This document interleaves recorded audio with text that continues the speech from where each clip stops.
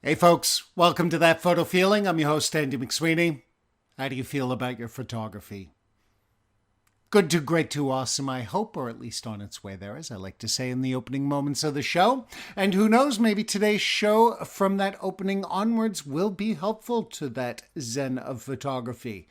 Especially if you're an early photographer, a photographer more advanced who needs to be reminded of those early days of exploration and joy. Or maybe even just a flat out music photographer already on your way or on your way to glory. That is because, my friends, my guest today is Mr. Jordan Grobe. He is a communications coordinator in the Washington, D.C. metro area for NEVA, for IMP, 930 Club, Lincoln Theater, the Anthem, the Merriweather Post Pavilion. And next to his work, rustling all the photographers who get thrown in the music pit for 3 songs to get to business, he is also a budding photographer on his way towards getting some photo glory of his own. And yeah, that's both in the music photography and just photography at large, because as I mentioned, those early days are special times. And that's why I wanted to talk to Jordan on today's show for a quick chit chat towards what he's been up to and what he is feeling in his photography. So I hope you enjoy that. We're going to get to business because I've learned to keep these intros short when there's a guest in the house. Enjoy, and I'll be back at the end with a little bibble babble and some wrapping up. This time on the theme of my clubhouse room, That Photo Feeling. Breathing. But first, let's all breathe the music groove with Jordan. Enjoy.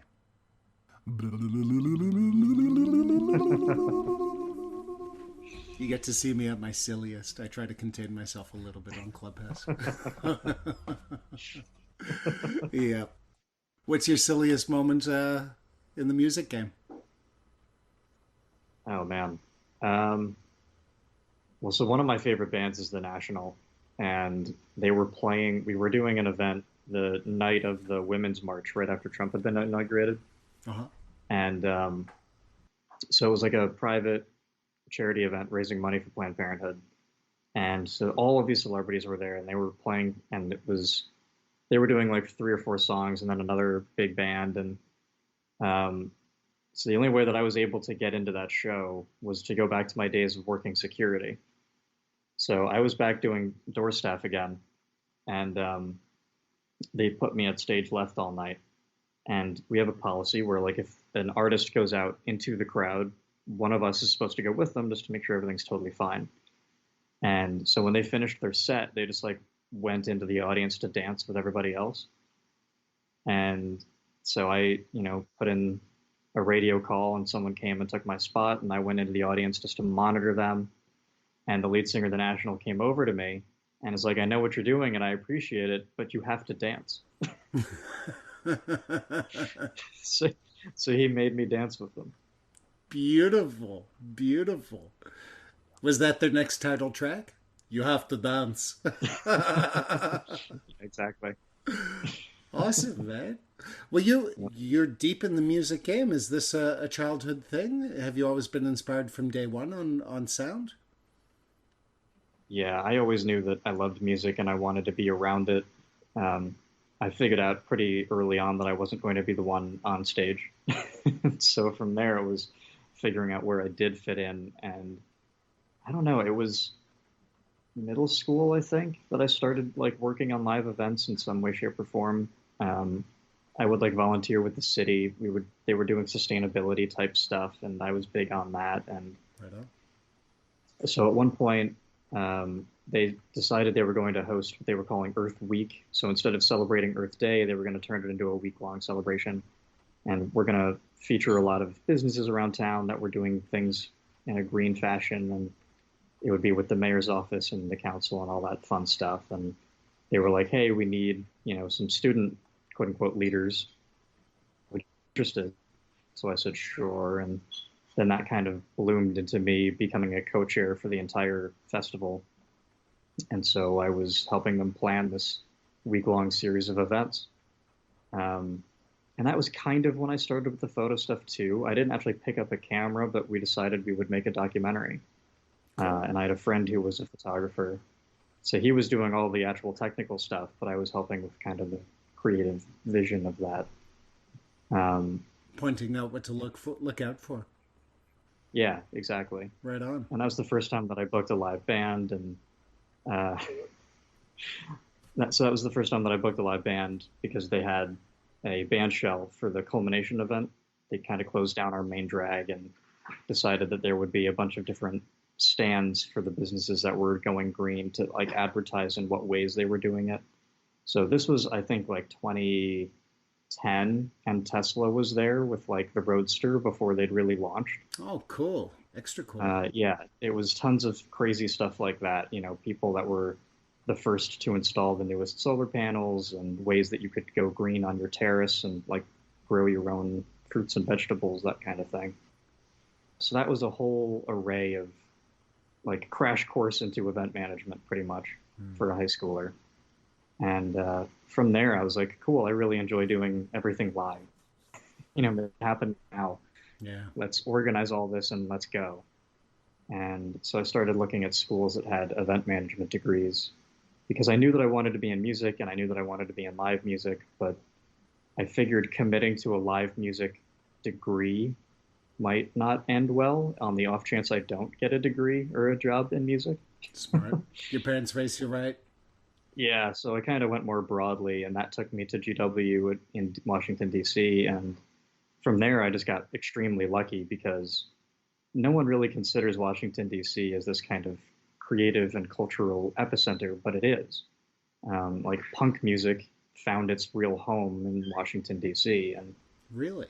largely because of Reagan at the time. But yeah, like so Fugazi was one of the original, punk bands that inspired everybody, and they still have their house up on the U Street area, and people come there all the time just to see them. Ian Mackay is the main guy, and people just love hanging out and learning from this kind of sage wizard of punk music. Huh. But yeah, so the 930 Club, which is one of the venues that I work for, it's kind of our flagship, I guess, if you will. It's been around the longest in DC, and then we have Meriwether Post Pavilion, which is out in Maryland, and the Lincoln Theater, which is historic. But so the 930 Club is kind of our main brand, and that one started in 1980 and was kind of the home to all of these, misfits and cultural outcasts and all the people that needed a place to be and be creative and feel accepted. And that ethos is sort of what that grew out of. And to this day, it is rated the #1 venue in the country by like Polestar and Rolling Stone. And so it's incredible that I just like fell into this community without really knowing that much about the DC music scene until I got into it. So that was really nice. I Yeah. imagine that's the best way is learning by doing and immersing yourself. I mean, this must have also Yeah. been great for your photo inspirations in one way or another, whether they're early, casual, or not. Mhm.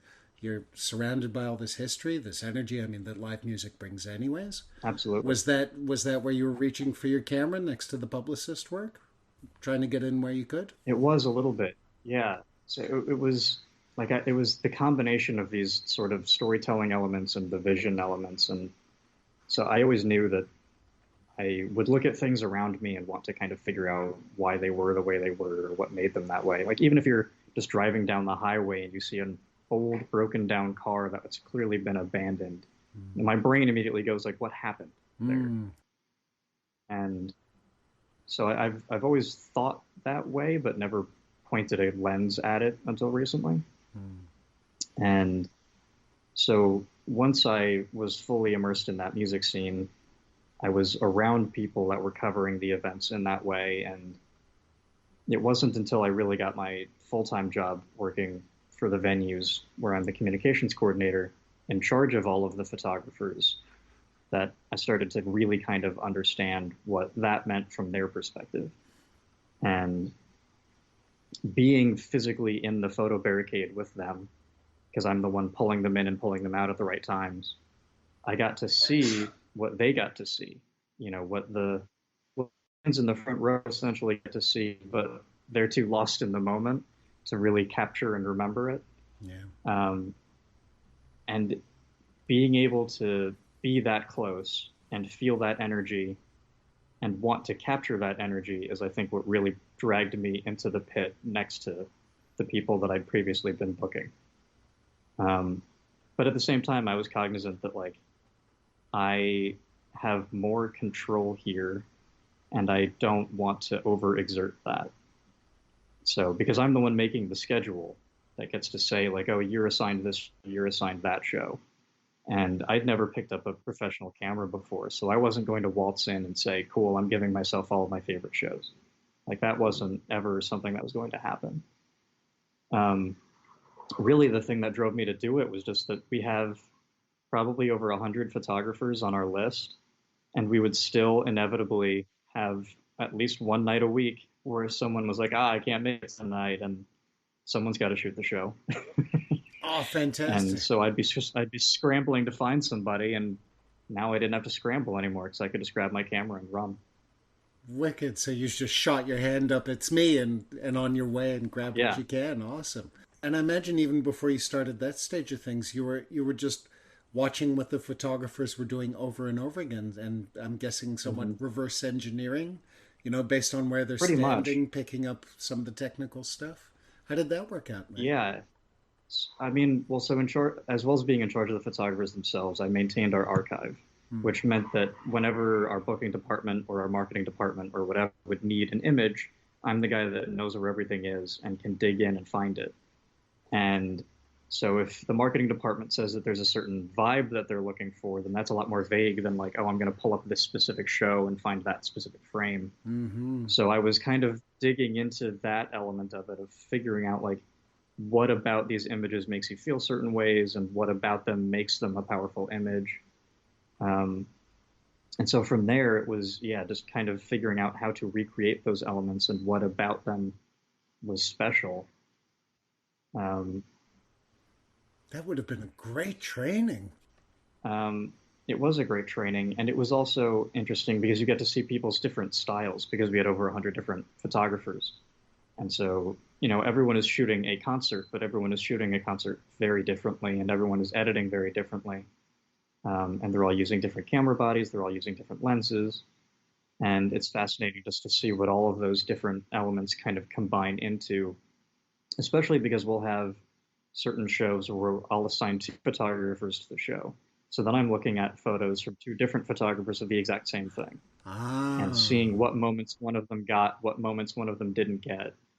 Um, and then in general, I'm managing this photo pit for probably between the realm of 5 and 10 photographers. So I don't always see all of their work at the end of the night, but I can normally go around and find it because they're shooting for publications. And so it is always interesting to see who is capturing things how and where people were standing. And I know some photographers that'll run into a barricade having done very little research on the band and where they stand and what the tour lighting looks like. And then I know people that are meticulous and they're on YouTube for hours the night before figuring out exactly like where the bassist was when he does his jump, if he jumps, like all of that kind of thing Of course, in sync with the to try to music. figure out the Yeah. lighting. Yeah. Yeah, yeah. And Huh. so that element of it you can really only do when the artist is big enough to be playing a venue where they're bringing in their own lighting kit, Mm-hmm. because then you know that everything is pre-programmed and it's going to be pretty similar night after night. Mm-hmm. Um, but even then, the energy is totally different, and the action that the artist is bringing is going to be different night to night. So it just kind of gives you the ballpark of where you want to stand. Like, okay, for the end of song two, do I want to be by stage right or do I want to be by stage left? Yeah. And, if you're framing up the lead singer in the middle, do you want stage left in the background or do you want stage right in the background? And all those sorts of decisions. Hmm. Um, and you need to do that advanced research if that's the kind of composition that you're going for, because when you're in the barricade and you're in the moment, you have zero time to do any of that mental math. It's just automatically going, because you realistically have 9 minutes to get everything that you want to get. Those first three songs that the bands tend to limit you to. Yeah. Yeah, exactly. And you're doing that while trying not to trample over the other people in the barricade with you, and trying not to get them in your frame, and trying not to block their frame, Mm-hmm. and trying not to distract the artist in front of you because they're trying to get into the zone. You know, it's their first three songs too, and they're trying to make that connection with the audience that you're kind of standing in the way of. Yeah, on a metaphysical level, at the very minimum, there's that energy in between, and it's Yeah, pointed right at them and with machines. exactly. Mm. I mean, it's a great exercise on your knees. You're doing a lot of crouching for those 9 minutes. Mm. Um, but yeah, it was a very interesting way of kind of diving into it. Plus, in addition to that kind of thing, you know, my job as communications coordinator would be to make the venues and our environments look as good as they can. And so whenever we would have a video crew coming in to do an interview with an artist or whatnot, they're always the ones that are asking, you know, like, okay, well, where should we do this interview? What is the best room to set up in? Where should we put our cameras during the show?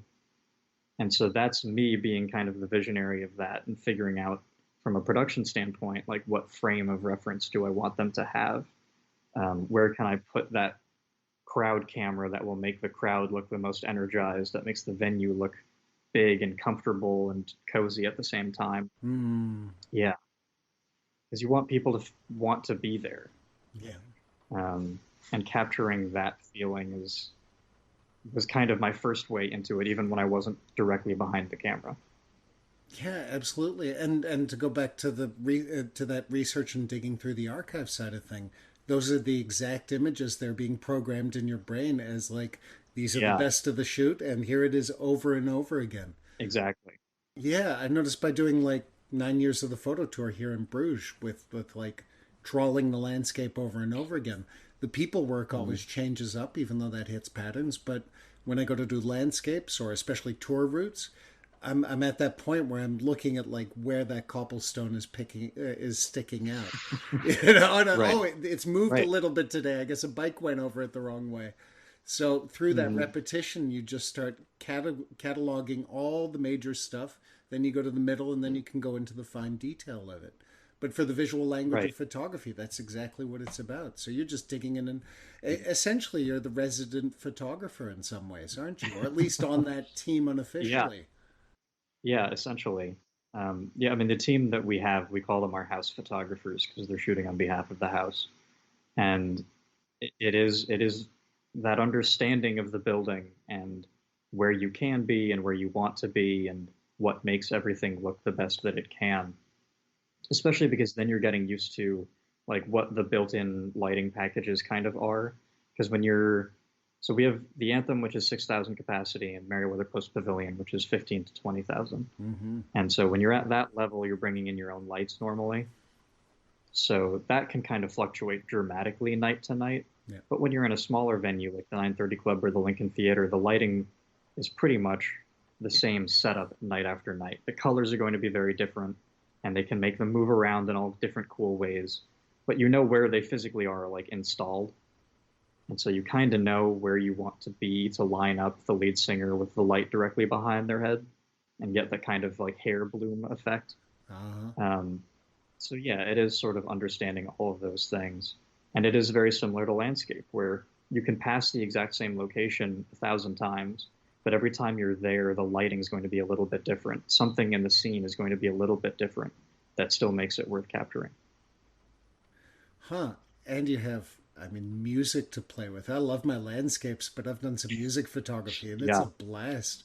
You know, you mentioned earlier Hmm. especially with the bigger acts, going to the videos, looking at where they're going to make their moves, all that sort of thing. I mean, that's where I find the it's a pun, I suppose, but that's where the dance starts between the photographer and the music, because you're basically just you can't ignore what's going on. You can't just look through the eyes. You have to listen through the ears. You have to connect those two parts of your brain, Right.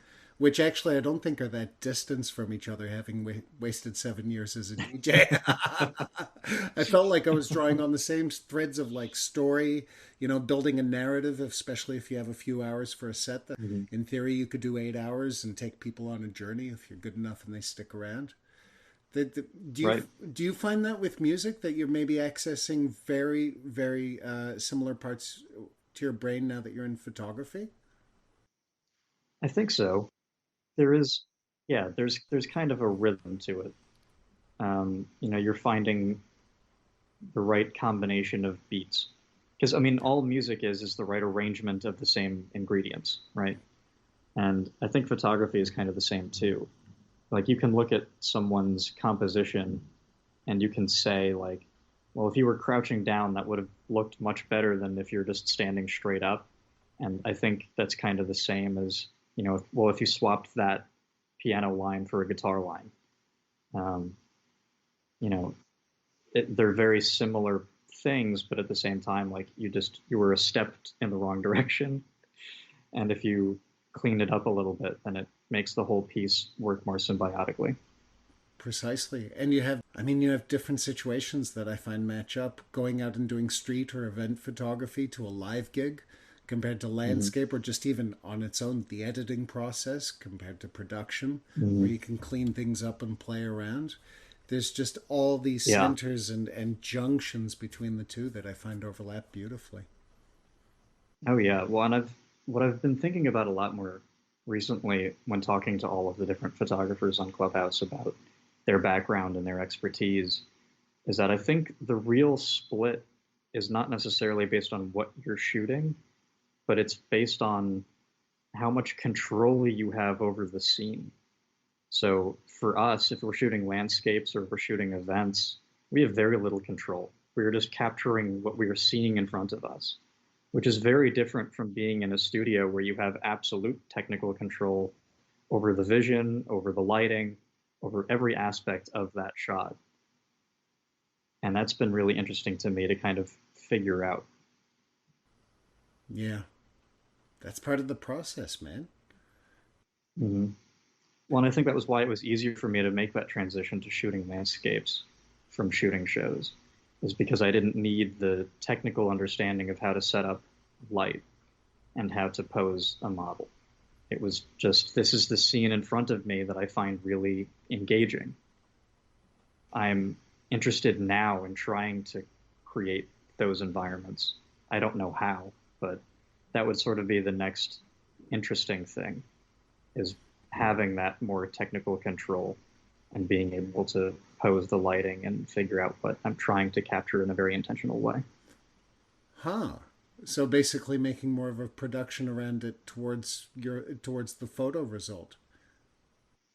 Yeah, it's not something I can really imagine having the ability to do, because it takes a whole production, Uh-huh. and I'm not on that side of the world. I'm not trying to enter into that kind of thing. Hmm. But it is interesting to think about, the same way as when you're watching a film and you understand that everything the cinematographer and the director is doing, it's all very intentional. Hmm. Um, and I love thinking about that sort of shot development process. Um, but it's certainly easier to just show up at a scene that's interesting and capture it. It's got a magic to it, yeah. But Yeah. I could understand why it'd be an idea that sits in the mind. I mean, basically, then you could define what your creative vision has been fed by all these experiences, by all this by Right. doing it or seeing it over and over as a starter, and then saying, Right. okay, well, this is what I'm really feeling from my heart. So creatively, you're gonna have to look into yourself. You're gonna have to dig out. I mean, this is assuming you have your pick of Yeah. bands. If you can only get these guys, then you're gonna have to dig into their catalog and think what you want to mold around Yeah. that. But that could be tons of fun, huh? Yeah. Well, and I think that that's what was kind of unlocked in a way by doing the Apple challenge, was having this very intentional setup where everything is extremely limited, yes, but at the same time, it was freeing in an opposite way because it was giving me full control over something. And I Mm, hadn't really photographed in an environment that I had complete control over before. I see. I So see. it was nice to be able to play around with it and to kind of have more of a technical understanding of how, when you move a light here, it affects things that way. And to have like the opposite kind of creativity Yeah. where yes, you're limited, but you're able to kind of come up with all these new different ideas because you're in charge, I guess, is the difference. Well, yeah, you have control over the environment instead of the environment controlling you. That's what street photographers Right. can suffer with. They can set some boundaries of I'm on this scene and I'm on this lens, but at the end of the day, you're at the mercy of what happens next. Huh. Yeah, exactly. And do you find there's parts of you away from music and photography that have helped towards working with the spontaneous, if you will? Well, yeah, I mean, working live events in general, you kind of have to always be prepared for shit to hit the fan. Uh, Things are inevitably going to go wrong, and you need to be able to roll with those punches immediately. Um, if you set a very technical plan and then you get a snag and you can't handle the snag, that that's not going to work when you're in an environment that's going at 1,000 miles an hour because it just has to work. There is no alternative. Like the show is happening, and it's either happening with or without you. The show must go on, of course. Exactly. Especially when it comes to photographers. And I think that that's something that some concert photographers don't always understand is that we're there to capture the show. Literally everybody else there is to make the show happen. So we are kind of auxiliary. Like we are not the number one priority here. The show itself has to happen in order for us to capture it. And so we are not the center of attention, which for some photographers is harder than for others. So the other part of my job is kind of being able to understand personalities and to encourage everybody to be as productive and kind as they can be. Where do you find photographers get it wrong the most in music photography and live events? No names, otherwise I might get a lawsuit. Um, yeah, no, it's a good question. I mean, I think that that would be it, where they kind of have this sense of not over importance, because what we do is important. We do need to capture these moments, and those moments have a great deal of value, which is why it's why we're there. It's why the artist wants us there. Um, but at the same time, the world does go on without us being there. And if we're getting in the way of making the show happen, then that's a problem. So, you do get some photographers that are going to stick their camera up above their head and in the artist's face, and the artist isn't going to like that. The fans aren't going to like that because now you're distracting. You're taking away from their experience on both ends. Um,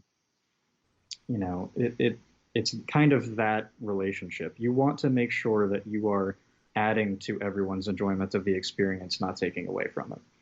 And if you're distracting the artist or you're distracting the fans, then you're not doing that. That makes absolute and total sense. Well, it's part of the magic. If everything's going amazing and this is the moment to be in, you have a photographer grooving along, not getting in the way, Right. but adding to that magic of like importance, of creativity, of energy, of not to mention stripping out the music Mhm. for the photo. It's like this your music's so good. We don't even need to Right. play it. Look at you fucking go. Exactly. There's also the understanding that the artist who is on stage is a person. It's this three-dimensional understanding that what we're doing is capturing human emotion and they are humans with emotion. And we have to be cognizant of that instead of just pretending that they are this mythical beast that's up on a pillar. Because sometimes they have bad nights. Sometimes they have personal feelings about photographers. They have stage fright, and there needs to be a degree of compassion there. Um, People get super frustrated about different artists' photo policies not making any sense, but they're either dictated by the publicist and the artist doesn't really like it, and then they're just kind of going along with it, and that's where you get a little bit of tension, or you don't have the ability to photograph for as long as you wish that you could, which is just because the artist can't get in the zone with a camera in front of his face. Um, so there are just so many different dimensions to it that to only think that like, oh, they're being an asshole because they're not letting me photograph, like that's a very one-dimensional way of thinking of it. that's a poor programming to a photographer too, because it's all about looking at other perspectives. You gotta not just see your story, but you Right. gotta see what's on the other side in any part of this medium. Right. Do you have any tricks for when photographers get out of line? I was thinking about this pre-air. Do you just grab them by the ear and pull them out, or for a second warning? I'm curious how the system works. I don't know. I mean, I wouldn't necessarily say it's a tactic, but like my number one thing is just I want to be fully immersed in that group before it happens. So I want to make sure that the photographers know who I am. They feel comfortable around me. We have conversations. They understand what the rules are, so that by the time they're in that barricade, it wouldn't even occur to them to step out of line. Like they don't want to damage anything in the environment because it's just not worth it. Well, and also that they all get to kind of interact with each other. You know, in an ideal world, these photographers would have met each other before, and so they're aware of each other, and at best they're friends with each other. So then they're not intentionally getting in each other's way and ruining each other's shots and all that stuff, because that's just petty. We're all there to get the best imagery that we can for the people that have sent us to be there, and that can be hard to do if there's 20 photographers in a tight barricade.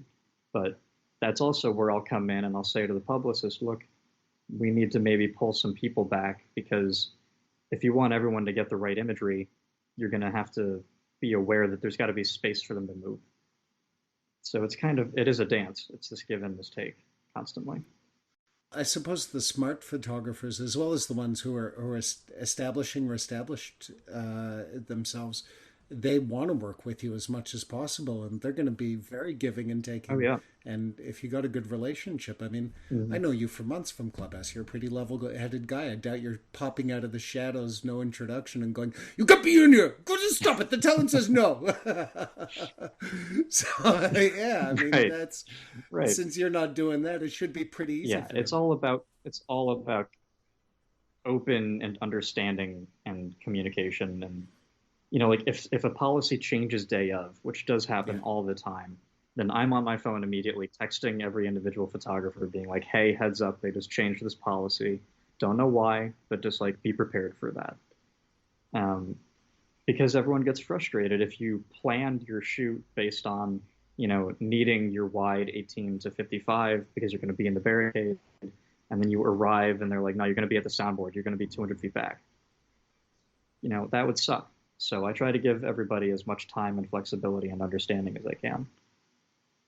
It's part of the music, man. You just gotta love each other proper.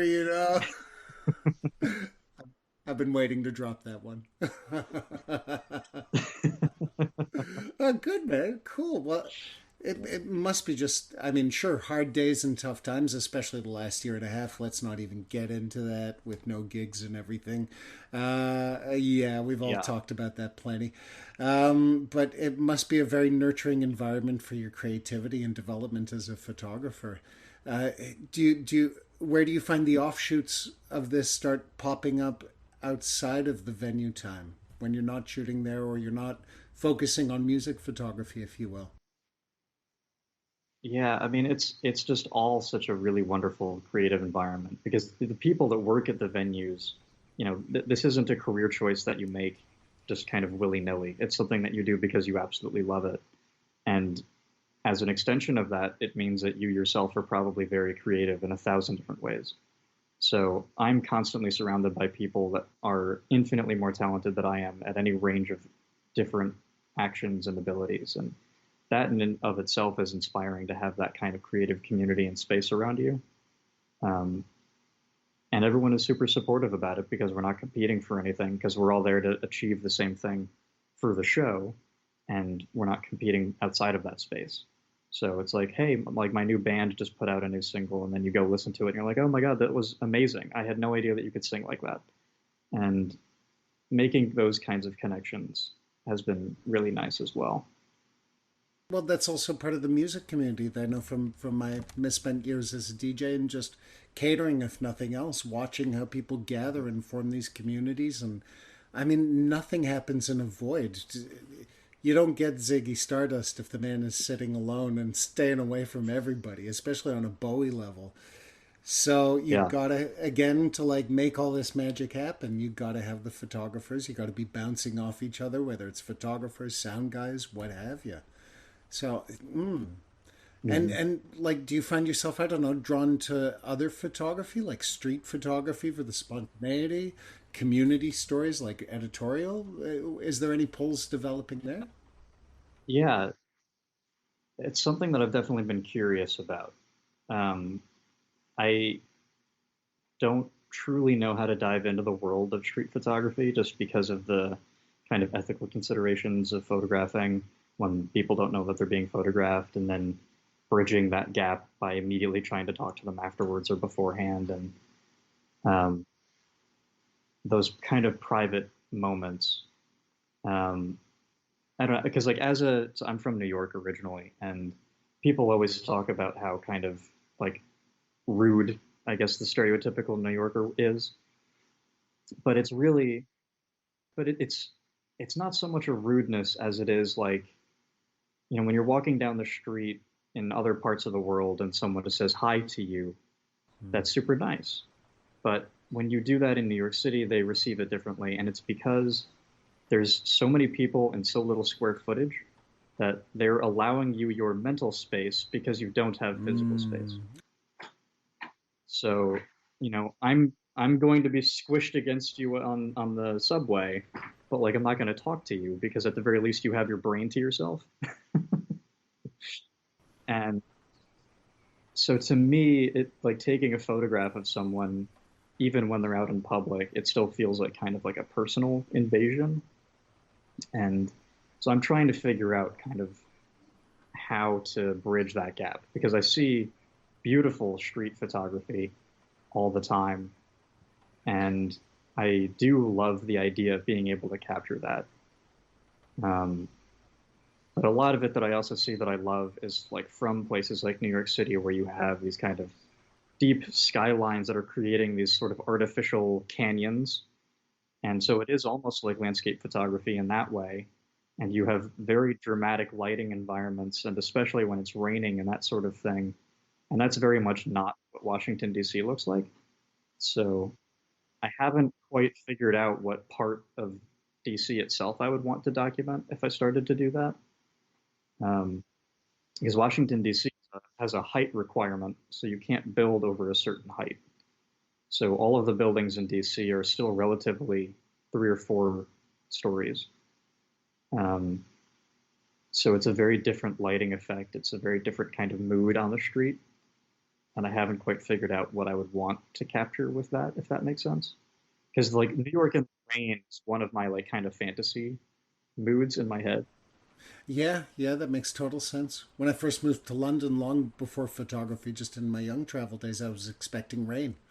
It's part of the mood, the London fog, if nothing else. Yeah. Yeah, I understand where you're coming from. I yeah, use Bruges for my photography all the time, obviously, as you know, but whether it's street portraiture, a lot of the time I'm trying to wrap the city in as the third character next to the couple in love or whatever else. yeah. And DC is just such an interesting place that I haven't really. I mean, I've been there for almost a decade now, and I haven't thought about it in terms of what I would visually want to express with it. Well, if I may, do you even want to make it a character in the story? Do you want to focus on the people, or do you want to say people in DC, even if a partial way? I think I would because the people that I would be photographing are very tied to DC itself. Because I think like the only story that would really jump out at me in particular about DC is that like it is the nation's capital, and yet everyone only interprets it as kind of that, downtown national mall. Here's the monuments, here's the museums kind of vibe. Sure. Um, but especially now with like the statehood argument, we have 900,000 residents, and they're never really visually depicted. People don't understand what that means. Mm-hmm. Um, and historically, it's largely black and it's largely underdeveloped as a result of that. And it stems back so far to even the extent of, you know, soldiers coming back from war and not being treated and rewarded the way that they should be. So they come to protest in the nation's capital and then they don't leave. Yeah. Um, and so, you see all of this kind of exorbitant wealth and power downtown and in Georgetown. And then in the outskirts of the city, you have all of the people that are making that work. And it is a lot of underdevelopment that is now kind of being gentrified.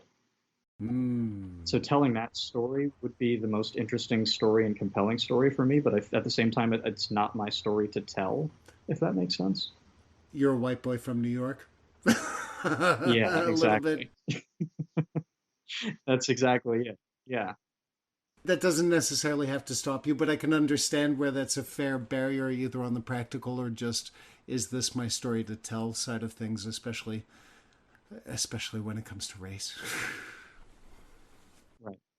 Do you know people in those areas? I do. Yeah, I mean, I work with them every day, or worked with them pre-pandemic. I knew it'd be a yes. You're not. Yeah, I don't think you're yeah. a Trumper. Sorry, buddy. So I figured that would be a yes. That was a safe question. Well, start to reach Yeah. out to them. Maybe just start with them. If you're good enough friends, you could maybe just say as like a personal project, I'd like to. If it's not weird and too PC lame, I'd like to document a little bit of your life and your surroundings. Can I follow you for an afternoon? Yeah. We'll go to the supermarket, do whatever. Yeah, that's very true. So it's my photo instructor side popping out aggressively. Do it! There you Do go. it! Just do it. You asked me about street photography. You just go out there on the street and you do photography. Just do it. That's all it's down to. Yeah, well, because that is ultimately the best part of the concert photography is being able to capture that moment when they don't. The artist knows there's a camera there, but they're not really actively paying attention to it. And so it is that element of like you're just capturing something that's happening. You're in the moment, freeze frame this human emotion. And that is what street photography does too. That genuine, authentic sense of emotion. Yeah, and that's why I got to give you the little nudge about just do it. I Yeah. could see you Yeah. appreciating and understanding and starting to build a narrative around that, whether for yourself or to show to the world. I mean, mate, this is why like I told you before, I've been lucky enough, especially this season, I get heavy hitters like Peter Hurley, like Rick Salmon, Kelby, whoever else, but Mhm. we're all photographers in this, and it's like on Clubhouse when people start up and they're like, and I'm really fucked up because I can't figure out my photography. It's like, welcome to photography. If anything, this is the most joyous Yeah. time. It's like the first Yeah. first time in love. There's no preconceptions, there's no expectations, there's no weights. You Hmm. that I'm assuming I must presume that you're feeling all that because I've spoken to you a few times. Hmm. How deep does it go, brother? Yeah, I mean that's what creativity is.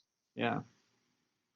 Yeah, I mean I think that is just what creativity is. I mean that was the whole exercise behind the Apple challenge was to hit that wall of what you think you know and what you think you can do or should do, what an image is supposed to look like, what an apple is supposed to look like, and then just throw that shit out the window and just break it down and do something crazy with it. And so that definitely was helpful for me. That definitely made a difference. And I should mention, just in case anyone doesn't know, the two people not on Clubhouse who listen to podcasts, the Apple Challenge was put forward by one of our community members, Michael Lee, in his club photography period, where he challenged people to take 500 photos of one object or specifically the apple. It was all apple. Specifically an apple. Yep. So 500 photos, each of them different of an apple. So this was helping you crack Yep. open the new perspectives and understanding of some of the technical and everything else. Exactly. It's an exercise in limitation, so that the only thing really at play there is your creativity. You are only allowed the single subject. You are only allowed a single light source. You are only allowed one fixed focal length lens, and then you are playing from there.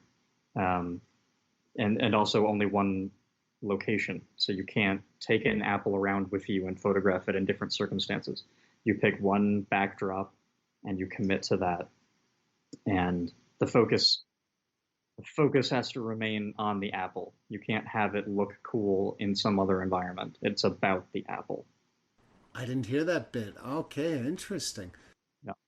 And that sort of leads me to also what I'm curious on your creative inspiration right now. I mean, we met through Clubhouse. I've mentioned it a few times, and like everyone, only two listeners don't know what this thing is by now. If you're in the podcast sound, uh, it, it probably for you was it must have been for you like me just a really great source of inspiration. Sucking Oh in the yeah. knowledge, getting peers around you, like you said with the music Hmm. side of things. Everybody's basically working together, and I think it's a testament to what's been done on Clubhouse for photographers. But Hmm. this side of things, how did that affect, especially with the last year at hand? Yeah, I mean, it was simultaneously an incredible learning experience and community building experience, and then also kind of an establishing one, if that Mm. makes sense. It's a combination of realizing exactly what I do and don't know, and then filling in some of those gaps a lot more, but then also serving as like an actual tangible uh, reminder that the work that I did do before was actually good work. Being so new to the craft, it wasn't as if I'd had that many opportunities to truly share what I'd captured, Mm. and I hadn't. It's also motivation to revisit past work and to just keep taking more because it's always like, oh well, I want to show them what I just did. Yeah, yeah.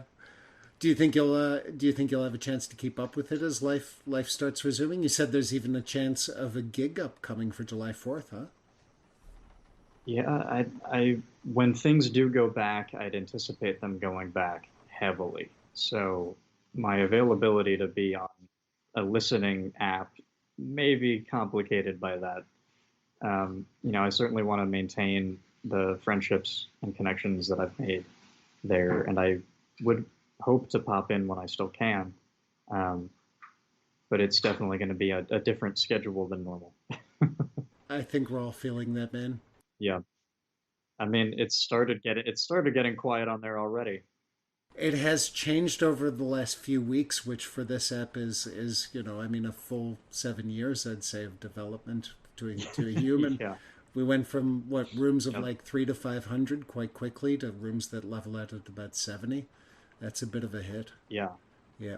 And they were definitely hoping that the Android buzz would explode it again, and it helped, but it hasn't been as big as I think they anticipated. I think it's going to be a tricky one. That's part of why also I wanted to Yeah. talk about it because I think it's important we talk as a community. Like I said, only two people who listen to this Hmm. episode don't know Clubhouse, and now they're going to have to check it out. So they might as well know about this side of things.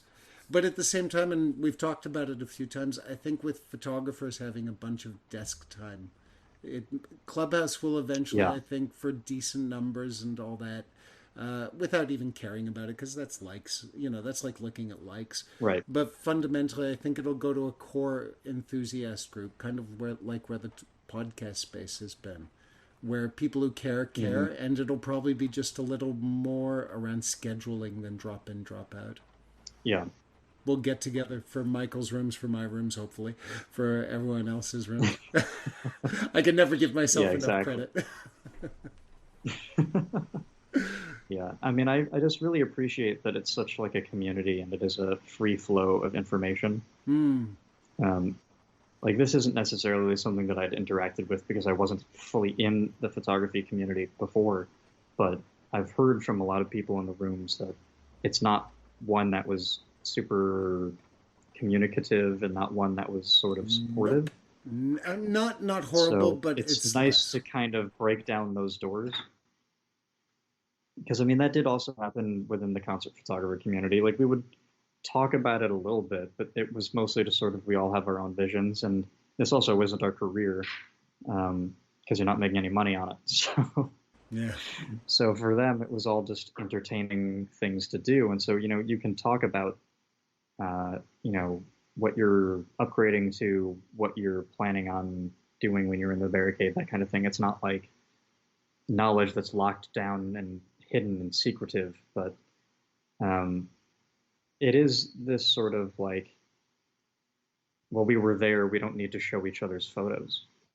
Like there isn't kind of that. So there wasn't Ah. really this degree of exchanging work and being like, oh well, that's an awesome shot and that's an awesome shot. And like I would see it on Instagram because I follow everybody and they would all post their stuff, but there wasn't this kind of active back and forth.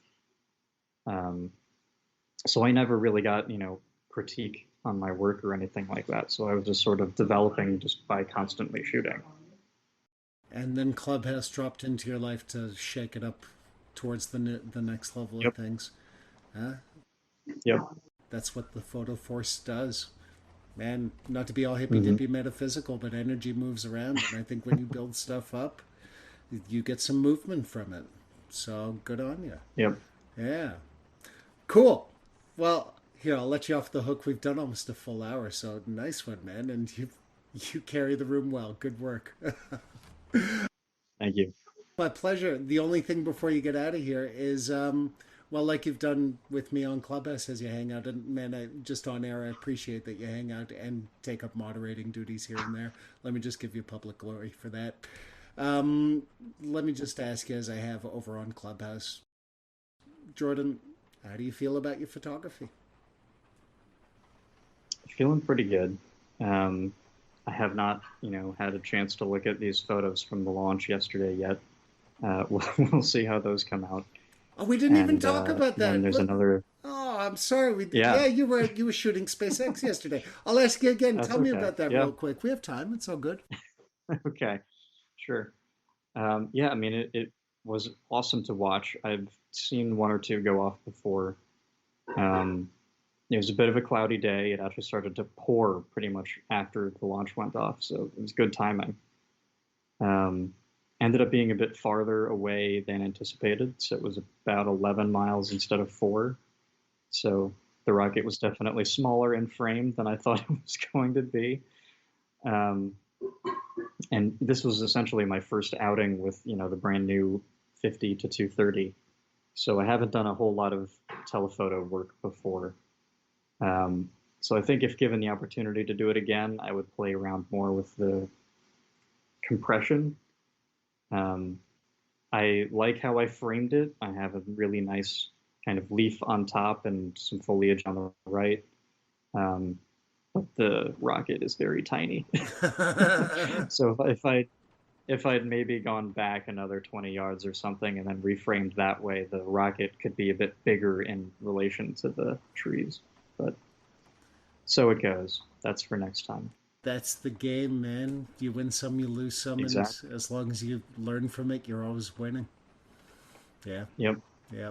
Well, having interrupted you at that critical moment where I ask you one of the deepest questions I hope you get asked about your photography, please continue. How Mhm. do you feel about your photography? It was pretty good, and then Yeah. I mean, pretty good.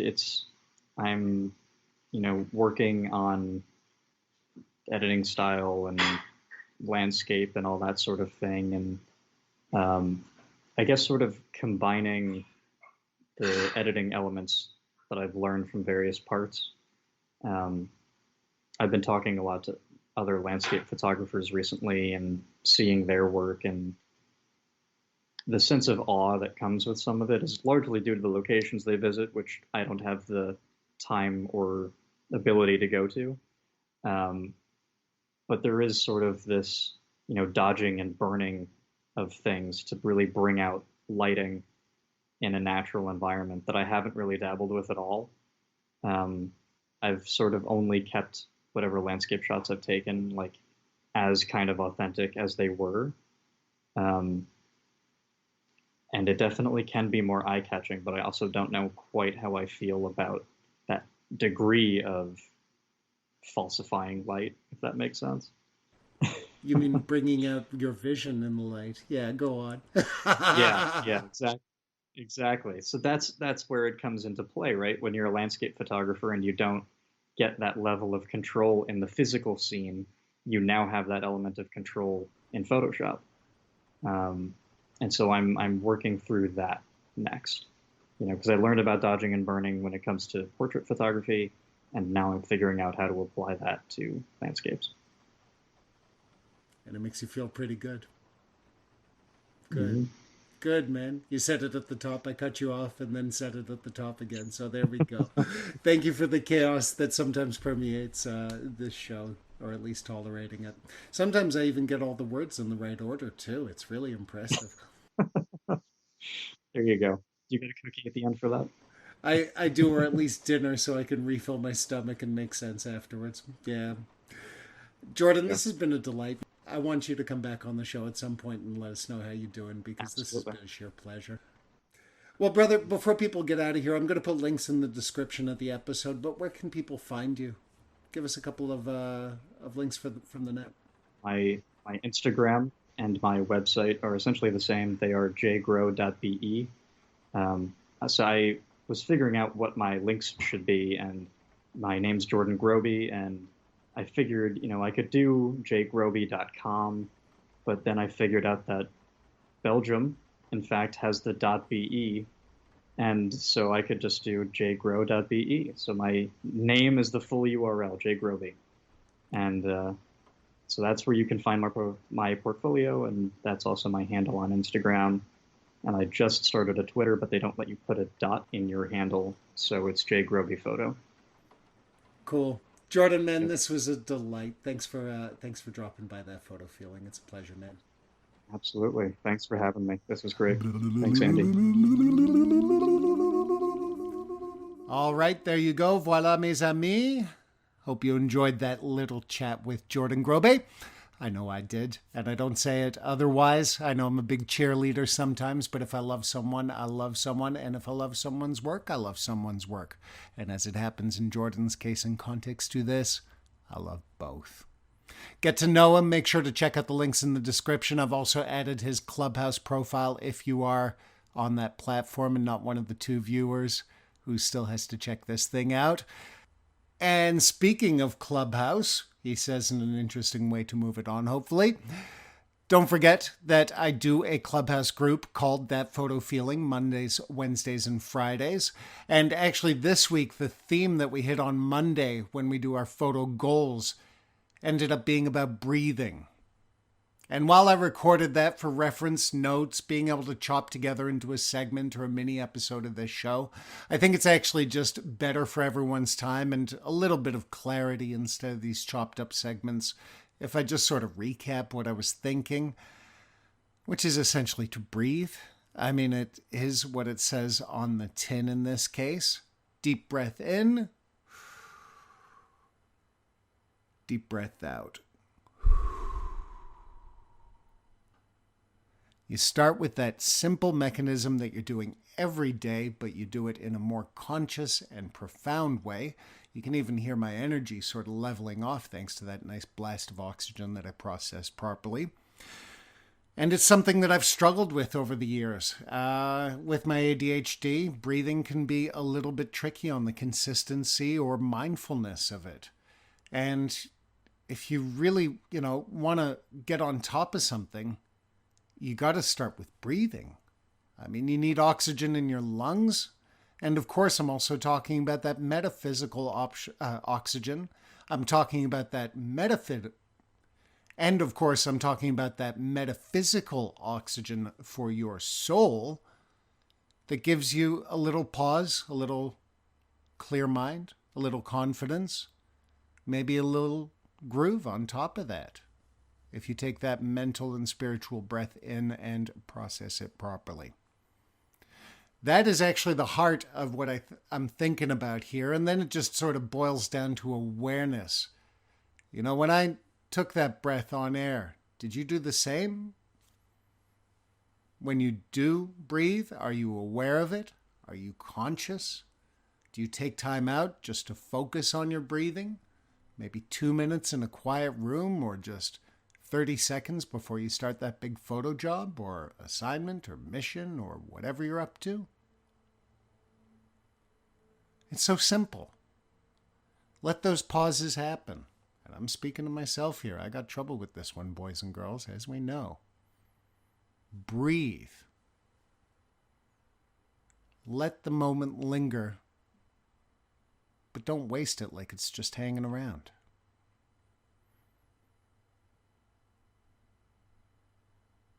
Yeah, A little silence there. That's what I'm talking about.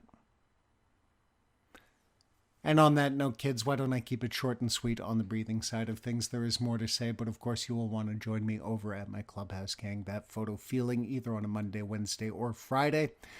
Let's call it 4 p.m. UK time, 11 a.m. New York time. Sounds about right.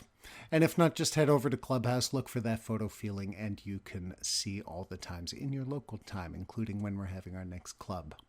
I actually got to go get ready for that, so I'm going to love you and leave you. Thanks again to Jordan for being on the show, and thanks to all of you for listening to the show. I've actually done some research on the podcast side of things, and it actually turns out that we are doing good numbers for podcasting and photography in particular. So an extra thank you to all of you as I retroactively see that we are kicking some ass here. Good work, team. It's all a process. It's all steps. It's all part of the game. I'm Andy McSweeney of Andy McSweeney Photography and Photo Tour Bruges. And, of course, That Photo Feeling. Folks, you know what to do at this point. Get out there and get shooting.